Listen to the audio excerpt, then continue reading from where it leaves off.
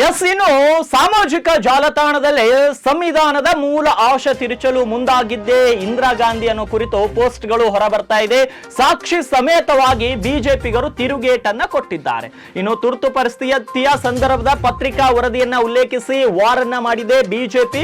ದತ್ತಾತ್ರೇಯ ಹೊಸಬಾಳೆ ಒಂದು ಸ್ಫೋಟಕ ಹೇಳಿಕೆಯನ್ನ ಕೊಟ್ಟಿದ್ರು ಕೆಲ ದಿನಗಳ ಹಿಂದೆ. ಪ್ರದೀಪ್ ಭಂಡಾರಿ ಸಾಮಾಜಿಕ ಮಾಧ್ಯಮದ ಎಕ್ಸ್ ನಲ್ಲಿ ಟೀಕಾ ಪ್ರಹಾರವನ್ನು ಶುರು ಮಾಡಿದ್ದಾರೆ ಬಿಜೆಪಿ ಮತ್ತು ಸಂಘ ಪರಿವಾರದ ಪರವಾಗಿ. ಟೈಮ್ಸ್ ಆಫ್ ಇಂಡಿಯಾದ ವರದಿಯನ್ನ ಉಲ್ಲೇಖಿಸಿ ವಾರ್ ಅನ್ನ ಮಾಡ್ತಾ ಇದ್ದಾರೆ. ಟ್ವೀಟ್ ವಾರ್ ನಡೀತಾ ಇದೆ.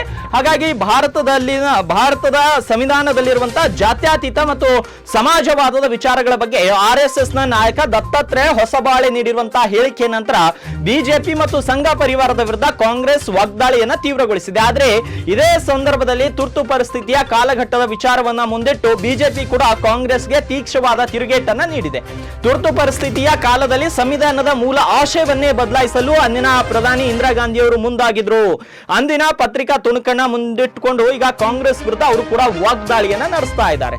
ಸಂವಿಧಾನದ ಆತ್ಮವನ್ನೇ ಮರಳಿ ಬರೆಯಲು ಇಂದಿರಾ ಗಾಂಧಿ ಉದ್ದೇಶಿಸಿದ್ರು. ಇದು ಯಾರೋ ಹೇಳಿದ ಮಾತಲ್ಲ. 1975 ಡಿಸೆಂಬರ್ 30ರಂದು ಪ್ರಕಟವಾದ ಟೈಮ್ಸ್ ಆಫ್ ಇಂಡಿಯಾ ಪತ್ರಿಕೆಯ ವರದಿಯ ತುಣುಕು. ಭಾರತೀಯ ಜನರ ಪ್ರಜಾಪ್ರಭುತ್ವದ ಕಾಳಜಿಗೆ ಧನ್ಯವಾದಗಳು.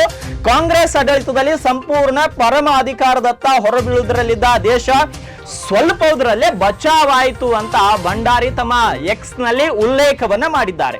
ಸಂವಿಧಾನವು ದೇಶದ ಜನರಿಗೆ ಸೇವೆ ಒದಗಿಸಬಹುದೇ ಅಂತ ಇಂದಿರಾ ಗಾಂಧಿ ಪ್ರಶ್ನಿಸಿದ್ದಕ್ಕೆ ಸಂಬಂಧಿಸಿದಂತ ಟೈಮ್ಸ್ ಆಫ್ ಇಂಡಿಯಾದ ಪತ್ರಿಕೆ ವರದಿಯನ್ನು ಕೂಡ ಅವರು ಎಕ್ಸ್ ನಲ್ಲಿ ಹಂಚಿಕೊಂಡಿದ್ದಾರೆ. ಹಾಗಾಗಿ ಸಂವಿಧಾನದ ಮೂಲ ಆಶಯವನ್ನ ಬದಲಾಯಿಸಿದ್ದು ಮತ್ತು ಮತ್ತಷ್ಟು ಬದಲಾಯಿಸಲು ಮುಂದಾಗಿದ್ದೇ ಕಾಂಗ್ರೆಸ್. ಅಂಬೇಡ್ಕರ್ ರೂಪಿಸಿದ ಸಂವಿಧಾನದ ಮೂಲ ವಿಚಾರಗಳನ್ನ ತುರ್ತು ಪರಿಸ್ಥಿತಿಯ ಸಂದರ್ಭದಲ್ಲಿ ಕಾಂಗ್ರೆಸ್ ತಿದ್ದುಪಡಿ ಮಾಡಿತ್ತು ಅಂತ ಬಿಜೆಪಿಗರು ತಿರುಗೇಟನ್ನ ಕೊಟ್ಟಿದ್ದಾರೆ. ಹಾಗಾಗಿ ಸಾಕಷ್ಟು ಸೋಷಿಯಲ್ ಮೀಡಿಯಾದಲ್ಲಿ ಈ ಒಂದು ವಿಷಯಗಳು ಕೂಡ ಚರ್ಚೆಗೆ ಗ್ರಾಸವಾಗಿರುವಂಥವು.